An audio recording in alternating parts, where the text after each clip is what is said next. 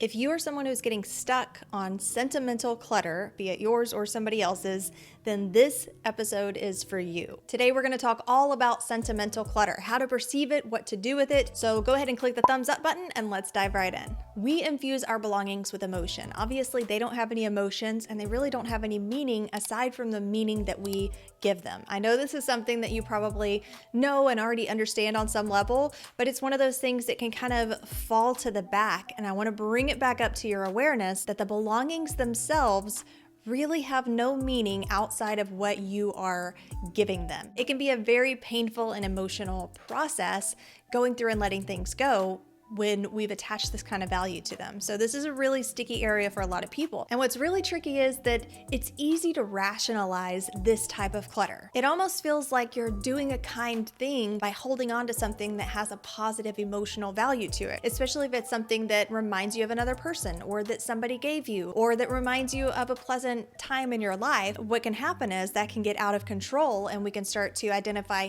numerous things as being, quote, sentimental, even if they aren't necessarily really falling under that umbrella, because that's already easy to rationalize. We've already trained our brain to accept that. So there's nothing inherently wrong, obviously, with holding on to things that are truly sentimental.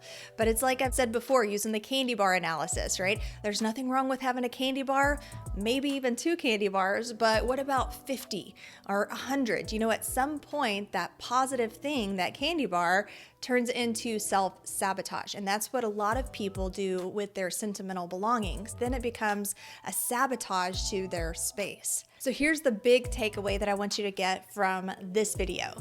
If everything is sentimental, nothing is sentimental, okay? If everything is allotted the same highly precious value, then that really diminishes the things that truly are sentimental, that truly are valuable. You should really be selective about the things that you choose to hold that kind of value inside of your space. And honestly, being selective is a core component of living a clutter-free life. But like I said before, it's really all perceived value. Sentimental belongings are all perceived value. So knowing that and understanding that, you would then have the choice and the ability to make compromises with yourself, mental compromises with yourself. As in, if you have numerous things that you're holding on to because they're sentimental, maybe some of those things could still be held on to without keeping them in physical form. I'm going to share some examples and ideas of what to do with different types of sentimental clutter at the end of this video. So stick around and I'll even show you some examples of the things that I use here. I feel like sometimes, for whatever reason, we just like to torture ourselves. Like, you know, we're learning a lesson or we're somehow growing through the pain and holding on to things that just make us feel bad. That could be like a letter from an ex or tokens that remind you of these negative parts of yourself from the past. A lot of times people will hold on to these things that just make them feel bad, and it really serves no purpose other than bringing down the overall energy of your space, bringing down your mood, and preventing you from moving forward in a positive direction. And honestly, I put guilt-based sentimental clutter under the same category of negative emotional clutter, because this is something that people do a lot. You know, you'll be given something as a gift, hold on to it out of guilt, even though you don't necessarily like it, but guilt in itself is a negative emotion. So every time you're looking at throwing that thing away, now you're feeling the negative emotion of guilt, and if you keep it, you're feeling the negative emotion of having to look at or take care of this thing every day. And a lot of times these guilt-based emotional items can kind of masquerade as sentimental items, as sentimental clutter, because it could be that it was gifted to you from, you know, a deceased family member, or, you know, a hand-me-down, or it's something that you've inherited and it feels like it should be an important part of you and your life and you should keep it. But honestly, it's not even really sentimental clutter if you don't feel any sentimentality toward it. If you're just holding on to it because you feel like you're supposed to be sentimental about it and because you feel guilted and obligated into holding on to it because of different family members, then it's kind of faux sentimental clutter. You know, it's masquerading, it's pretending to be sentimental, but it's not even that. It's really just negative emotional clutter. Faux sentimental clutter. I like that.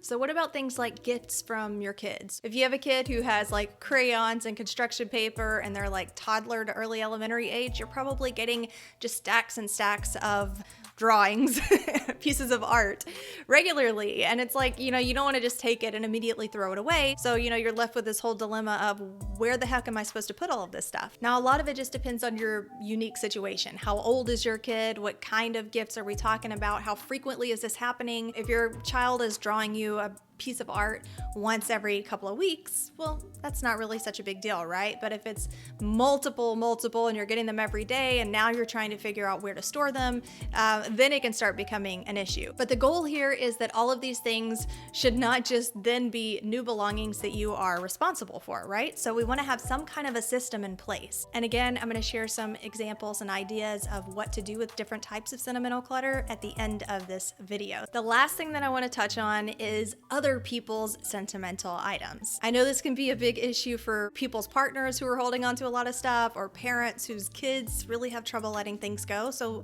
let's talk about that for a second. When it comes to your kids, it's important that you just come to the table with some perspective. If they are in early elementary school, at this age, kids can really start to attach characters and personas to belongings. It's totally normal. It's something that, like the imaginative phase, it's something that a lot of kids go through.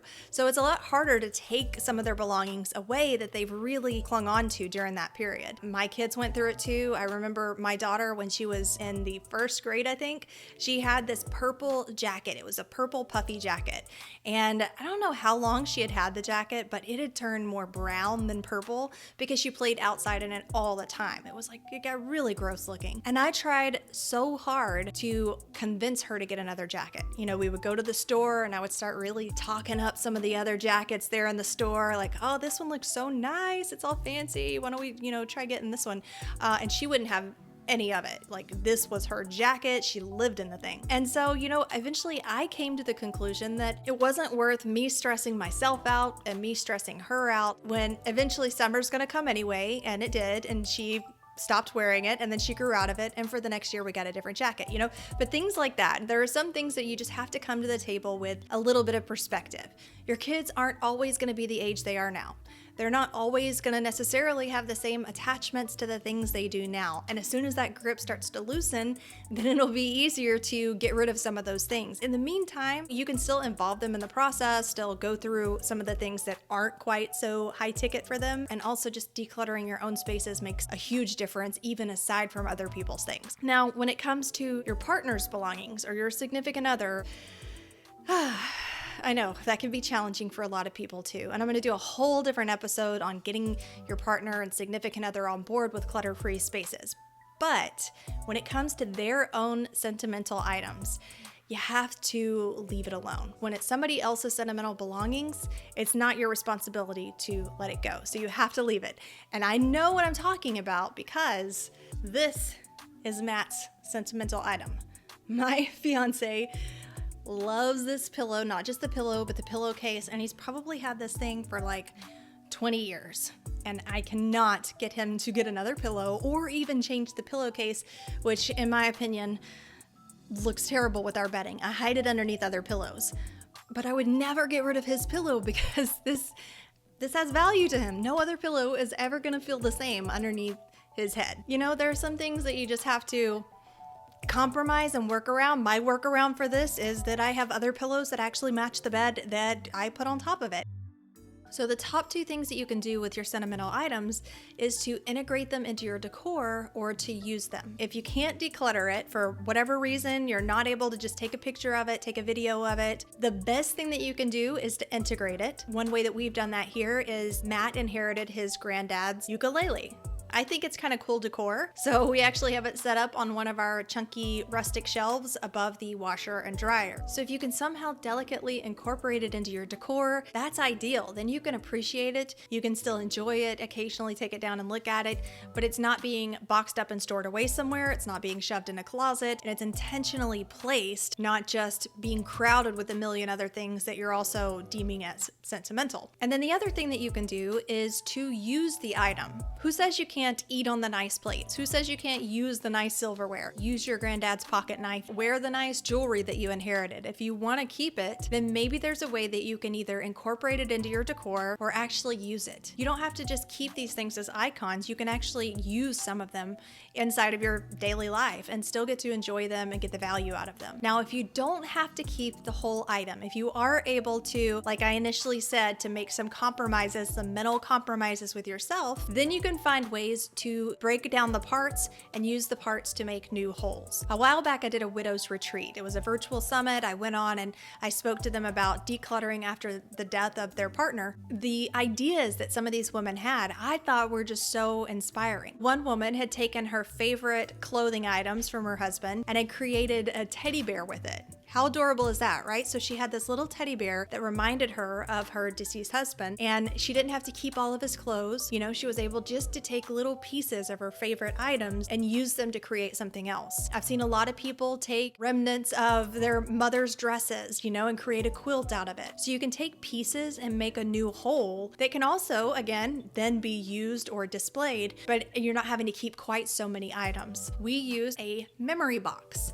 So each of my girls has one of these really large memory boxes, and they've been able to use this since my youngest was in kindergarten and now she's 12. So they've been able to use these for a long time and it still is not overflowed. And this one just has like a cool little magnet top box like that. I got some that were really cute that were gonna go with the decor. It just goes on the shelf in their closet. They've also put like pictures of themselves and friends in here. So anyway, it's just a really cool way to keep all of your sentimental memories in one location so that it's not cluttering the whole space. Back in the day, we would take some of their favorite pieces. I would let them choose. It wasn't up to me, it was up to them. And they would put them on the cork board in their room. I don't like having a cluttered fridge. You know, I like for the fridge to be clear.